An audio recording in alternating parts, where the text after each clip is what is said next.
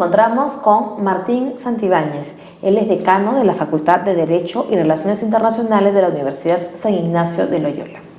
Con Martín vamos a conversar sobre la tragedia de Francia, que de verdad es un drama y es una tragedia mundial. Buenas noches, Martín. Buenas noches, bienvenido Diana. a Redes y Poder. Muchas gracias por la invitación. Martín, cuéntanos y explícanos a los televidentes en el ámbito internacional qué significa el ataque tan monstruoso que sufrió París el día viernes. ¿Qué significa en el contexto mundial este ataque? Bueno, en el contexto internacional, en el contexto global, es la crónica de una profecía anunciada, ¿no? Y anunciada en concreto por una serie de pensadores, pero sobre todo por un papa, por Benedicto XVI, ¿no? Nosotros hemos olvidado ese gran discurso de Benedicto XVI en Ratisbona, el año 2006, cuando él anuncia los grandes peligros del Islam radicalizado con respecto a Europa, ¿no? Por ese discurso, el Santo Padre, Benedicto XVI, Ratzinger, fue muy atacado desde la posición, por supuesto, de una progresía europea que no le perdonó esta denuncia del peligro futuro del Islam radical. La progresía lo atacó mucho, y también por parte de los musulmanes moderados que intentaron, le exigieron en un momento unas disculpas públicas, ¿no? Entonces él vio, escudriñando la historia de la relación entre el cristianismo y el islam, que existe un peligro real que se ha materializado en París, pero antes en Atocha, antes en Londres, antes en Nueva York, en muchos lugares del mundo, ¿no? Ahora, tragedias como esta, como la de París del viernes, nos hacen un poco abrir los ojos a la tragedia ocasionada, ¿no?, por el Estado Islámico, ¿no? Pero hay que recordar también, Martín, que los cristianos viven perseguidos por este fanatismo en esa zona, en Siria, en Irak, en Kenia. Entonces, París es una tragedia, que duda cabe, nos hace abrir los ojos, pero no nos olvidemos que hay toda una realidad que también acompaña esa tragedia francesa, ¿no? Y es una realidad ignorada, que tiene que sufrir la gran indiferencia de los medios de comunicación de todo el mundo, ¿no? No hay un solo día en el que miles de cristianos se vean perseguidos, heridos y muchos de ellos asesinados por un Islam radical que está encarnado en el Estado Islámico, ¿no? Y esto ha pasado totalmente, ha sido obviado por los grandes medios de comunicación en el mundo, ¿no? Ha tenido que suceder esta gran tragedia en París para que la gente empiece a observar un poco la gran persecución de los cristianos que están bajo la férula del Estado Islámico, ¿no? Lamentablemente es algo que no se va a solucionar en poco tiempo, ¿no? En una tierra que fue evangelizada por los primeros cristianos, por los primeros apóstoles, de hecho, ¿no?, el cristianismo está a punto de desaparecer, y de la manera más brutal, ¿no?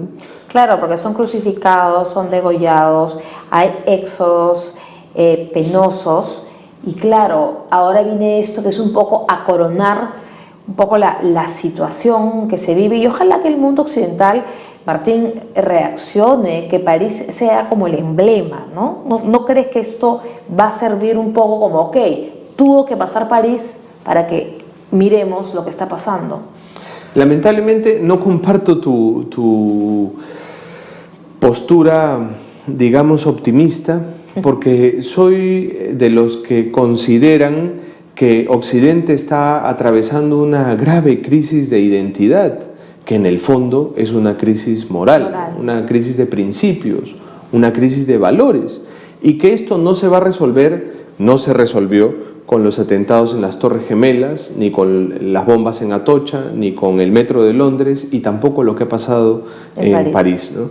Lamentablemente el mundo occidental, la civilización occidental, está atravesando una grave y muy profunda crisis respecto a su propia identidad, ¿no? Gran parte de Occidente está renunciando a sus raíces cristianas y también está apostando por un buenismo que en el fondo lo que genera es inseguridad para las sociedades. Ahora, en el cortísimo plazo hoy día, el presidente Hollande ha dado un mensaje y ha dicho claramente que Francia intensificará los ataques aéreos contra Siria y ha pedido un pronunciamiento del Consejo de Seguridad de Naciones Unidas, ¿no? ¿Qué va a pasar en el corto plazo? Porque claro, Hollande está un poco, es una reacción lógica y esperada, pero más allá de esto, ¿qué es lo que podría pasar en el corto plazo? Lo que va a pasar en el corto plazo es lo que ha estado pasando hasta ahora. En primer lugar, el pronunciamiento de los organismos internacionales entendemos que va a suceder, va a haber una condena y ya está, y van a seguir matando como siguen matando, ¿no? Desde el punto de vista de la política interna, el presidente francés ahora está optando por un, ataque directo al Estado Islámico, pero hay que recordar que ante un escenario de crisis moral y de crisis de principios, la política se vuelve una política contradictoria, hay contradicciones, y eso es lo que sucede con el gobierno francés.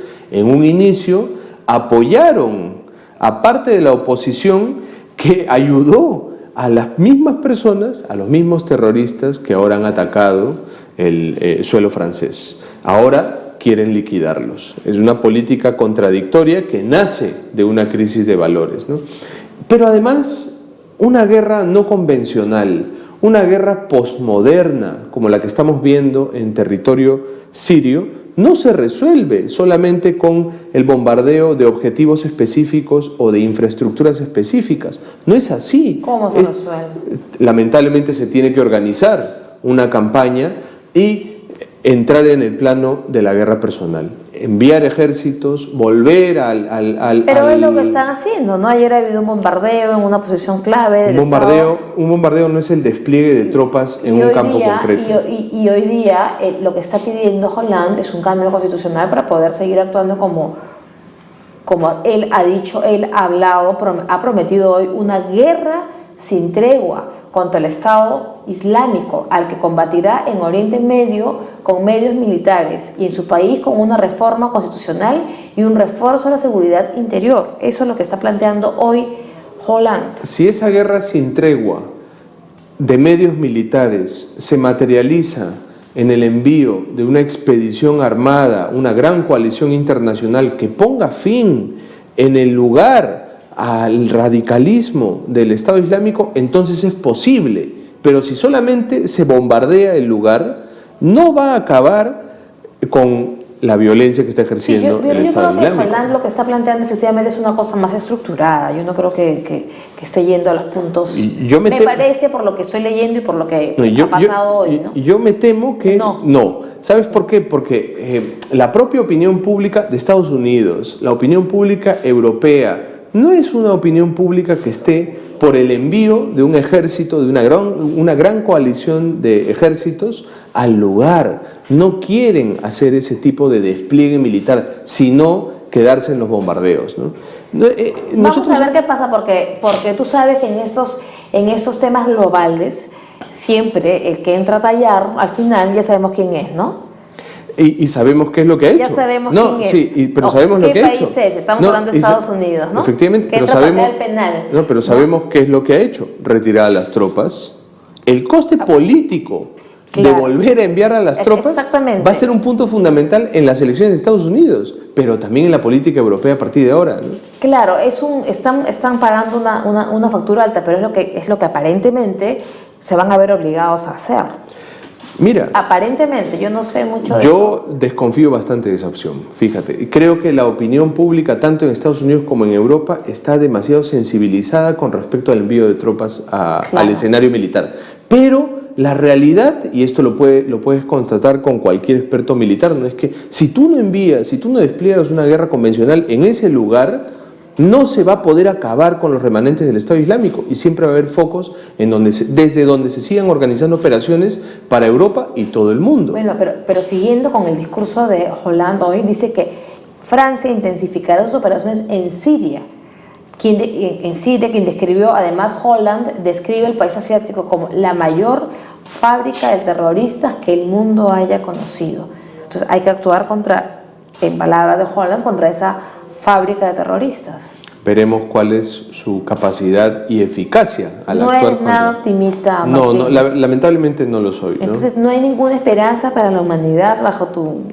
No, hombre, claro que el camino está es muy claro, ¿no? ¿Cuál es el camino claro, entonces? En el caso del terrorismo radical islámico, la estrategia de la contención ha fracasado. Los bombardeos son contención, son intentar que no se siga expandiendo territorialmente un movimiento abiertamente asesino. Es una estrategia de contención. Pero esa estrategia ha fracasado y lo que ha sucedido en París forma parte de ese fracaso. Si uno quiere avanzar, hay que cambiar de estrategia, y la estrategia no es la de la contención, sino la del enfrentamiento abierto. Y en este caso, la de la destrucción del Estado Islámico.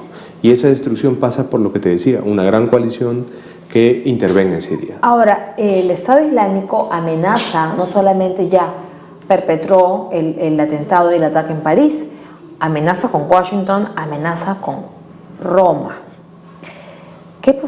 ¿Tú crees esto posible o es una amenaza mediática que está en las redes y que está pues en el temor de los ciudadanos del mundo, ¿no? Si algo nos ha demostrado el terrorismo internacional es que todo es posible y los atentados que cumplen las amenazas. Sí, bueno, y además es una estrategia a muy largo plazo. De la misma forma en que estamos en una guerra posmoderna, no convencional, que ellos están llevándola a su terreno de juego, que ellos están implementando nuevas estrategias, es cierto que los países tienen que cambiar la manera en que conciben la seguridad nacional, la manera en que distribuyen sus recursos en la inteligencia, en la contrainteligencia y en la seguridad. Todo eso va a transformar el estado de bienestar europeo, que tradicionalmente no ha destinado tantos recursos a la seguridad como Estados Unidos o Rusia, por ejemplo, ¿no? Entonces, todos esos recursos que han sido dirigidos políticamente en la construcción, para la construcción de un estado de bienestar, van a tener en algún momento que replantearse el modelo y ver que la seguridad, que la inteligencia, la protección de los ciudadanos frente a una amenaza tan difusa cuesta mucho dinero, y eso va a alterar el estado de bienestar europeo, ¿no? Es más o menos lo que decía Robert Kagan en su libro de Poder y Debilidad, ¿no?